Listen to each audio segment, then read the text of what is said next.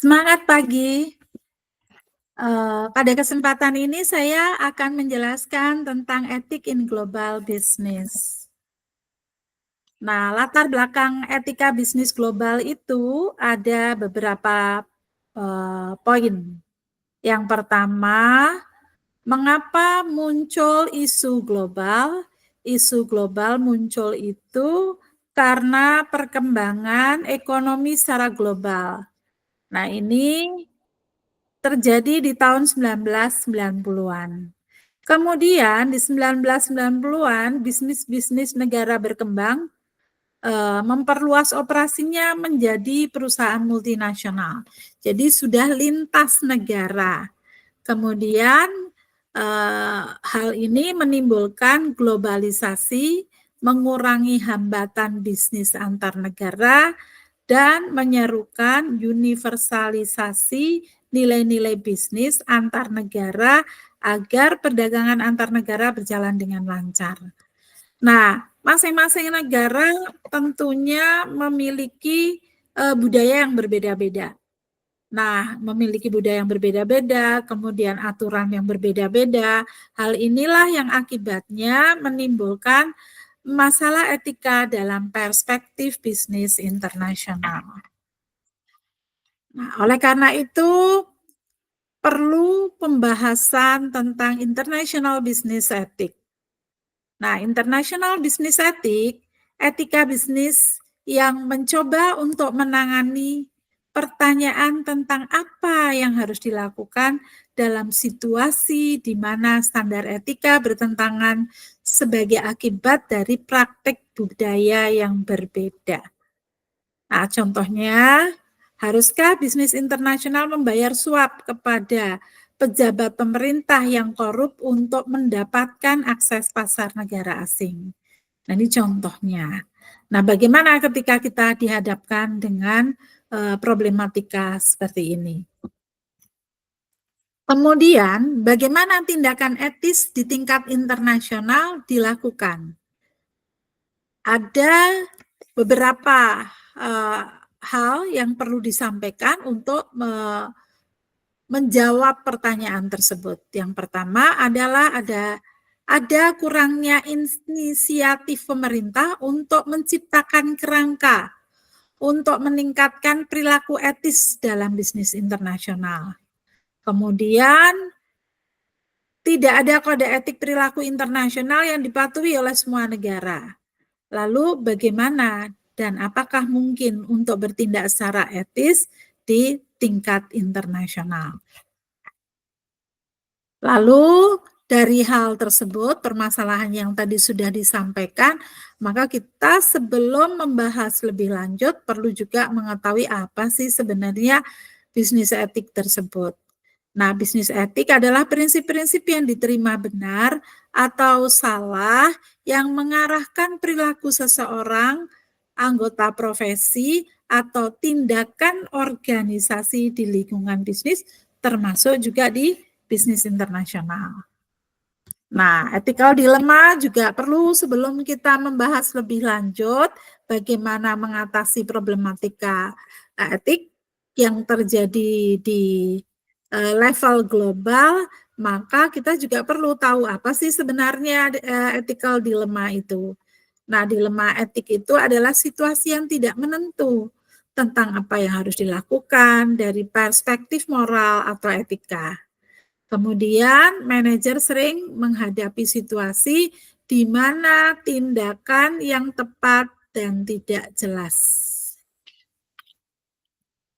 Oleh karena itu, sebelum kita membahas dalam konteks prinsip-prinsip etika di level global, kita juga perlu mengetahui ethical issue in international business. Nah, beberapa ethical issues in international business yang antara lain yang disampaikan di sini ada sekitar 8 issues. Yang pertama, discrimination. Apa yang dimaksud diskriminasi ini dan lingkup diskriminasinya mencakup apa saja? Ternyata diskriminasi di level internasional tersebut bisa mencakup usia, ras, agama, disabilitas, promosi, isu gender, dan salary gap. Kemudian ethical issues yang kedua adalah harassment, pelecehan ras dan seks, baik verbal, godaan, penghinaan, intimidasi. Nah, lalu yang ketiga, unethical accounting. Apa yang dilakukan kira-kira dalam unethical accounting? Ada markup laba, off balance sheet, taking a bath atau take a bath, kemudian window dressing. Dan yang keempat, itu adalah health and safety. Jaminan kesehatan dan keamanan kerja yang relatif minim. Kemudian yang kelima, abuse of leadership authority. Menekan karyawan, mengurangi prosedur kerja, memanfaatkan untuk kepentingan pribadi. Menghukum karyawan yang tidak memenuhi keinginan atasan. Nah, abuse of leadership authority ini sering ya terjadi, tidak hanya di level internasional, tapi juga ini menjadi isu atau ethical isu di level global. Kemudian yang keenam, nepotism dan favoritism. Mempekerjakan orang dekat, tidak prosedural, menganak emaskan karyawan tertentu. Sering ya kita melihat kondisi-kondisi demikian. Kemudian yang ketujuh adalah privacy. Tindakan menjaga, menghormati kehidupan pribadi karyawan. Dan yang kedelapan, corporate espionage, mencuri data atau kekayaan intelektual perusahaan untuk kepentingan pribadi. Nah, dari 8 isu sebetulnya bisa kita kupas lebih lanjut dan tentunya tidak hanya dalam satu kali pertemuan ini. Baik, kemudian selanjutnya dari beberapa hal tersebut maka kita perlu ethic and moral obligation. Dan apakah perusahaan multinasional memiliki tanggung jawab moral? Kemudian konsep tanggung jawab sosial mengacu pada gagasan bahwa perilaku bisnis harus mempertimbangkan manfaat sosial ketika membuat keputusan bisnis dan meyakini keputusannya memiliki manfaat ekonomi dan sosial yang baik. Nah, dalam konteks ethical global tersebut, ketika kita menyinggung masalah tanggung jawab sosial, tentunya dalam konteks yang paling dekat adalah secara internal, bagaimana perusahaan memiliki tanggung jawab sosial terhadap karyawannya.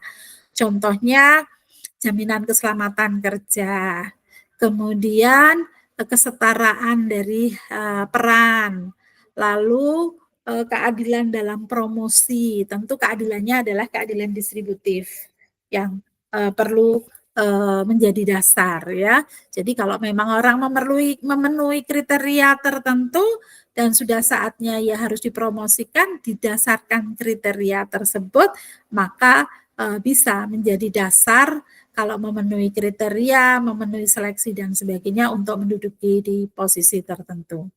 Kemudian tadi yang terkait dengan tanggung jawab sosial internal ya kepada karyawan, di samping masalah salary, kemudian jaminan keamanan dan keselamatan kerja, kesehatan, kemudian kesempatan untuk promosi karir ya, dan juga kenyamanan di lingkungan kerja serta jaminan tidak terjadinya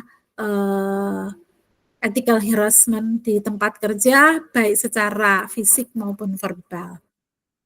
Kemudian ethical profesional etik harus diatur melalui dua konsep, maaf nih kurang kaya.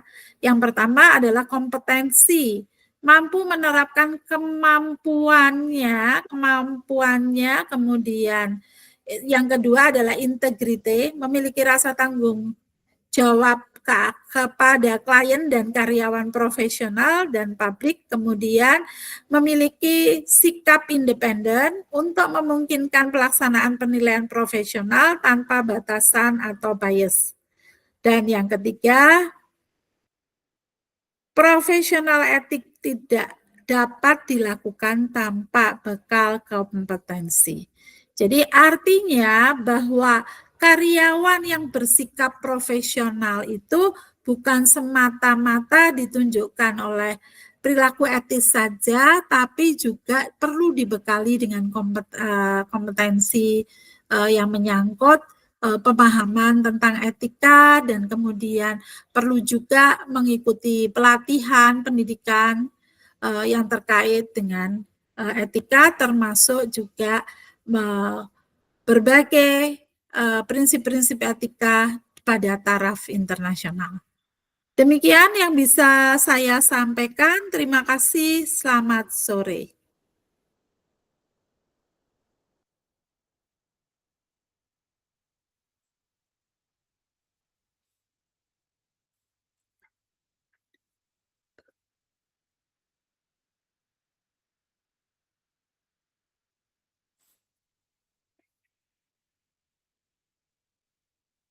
Udah berapa itu?